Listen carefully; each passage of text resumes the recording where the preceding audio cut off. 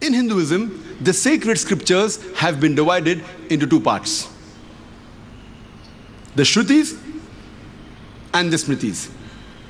Shruti in Sanskrit means that which is perceived, that which is understood, that which is revealed.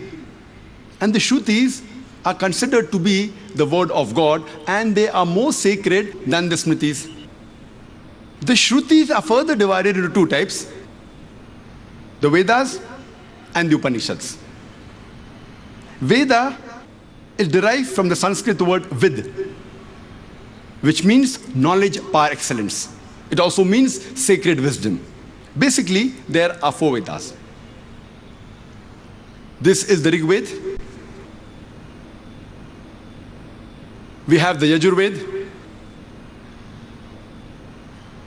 We have the Sam Veda. And we have the Atharva Veda. There are four Vedas,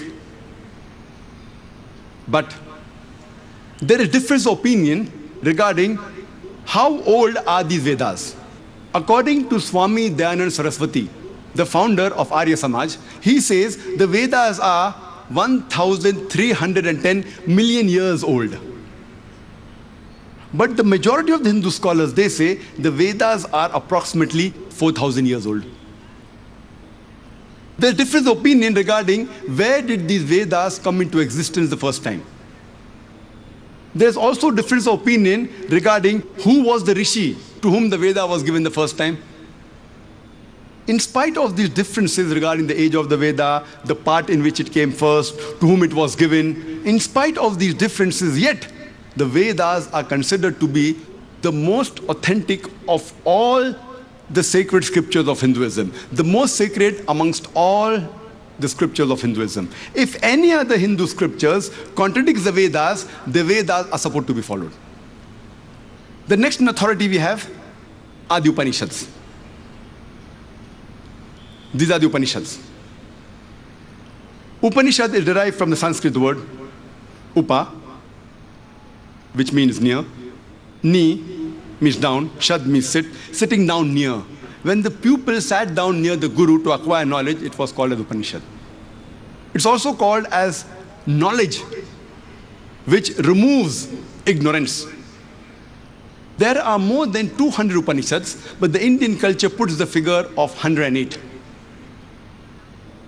And people have picked up and compiled Upanishad known as Principal Upanishads.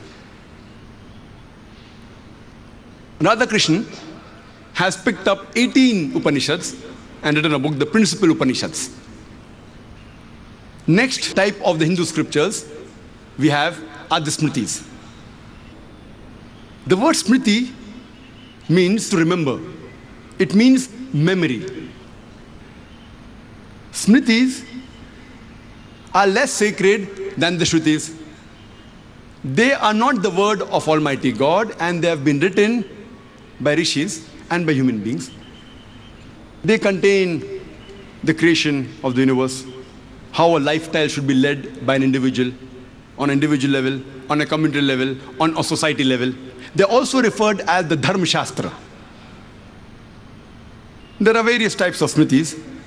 We have the Puranas. Puranas means ancient. Maharishi Vyas, he has compiled the Puranas into 18 voluminous parts. This is one of the Puranas known as the Bhavishya Purana. Then we have the Itihas, the epics. There are two epics, the Ramayana and the Mahabharata. The Ramayana deals, as most of the Indians know, with the story of Shri Ram. And the Mahabharata deals with the story. It's a feud, a fight between the cousins, the Pandavas and the Kauravas. It also deals with the story of Shri Krishna. These are the two great epics. Then we have the Bhagavad Gita. Bhagavad Gita is part of Mahabharata. It is 18 chapters of Mahabharata from the Bhishma Parva, chapter number 25 to chapter number 42. It is an advice given by Shri Krishna to Arjun in the battlefield. It is the most popular and most widely read sacred scripture amongst all the Hindu scriptures. Then we have the Manusmriti and various others.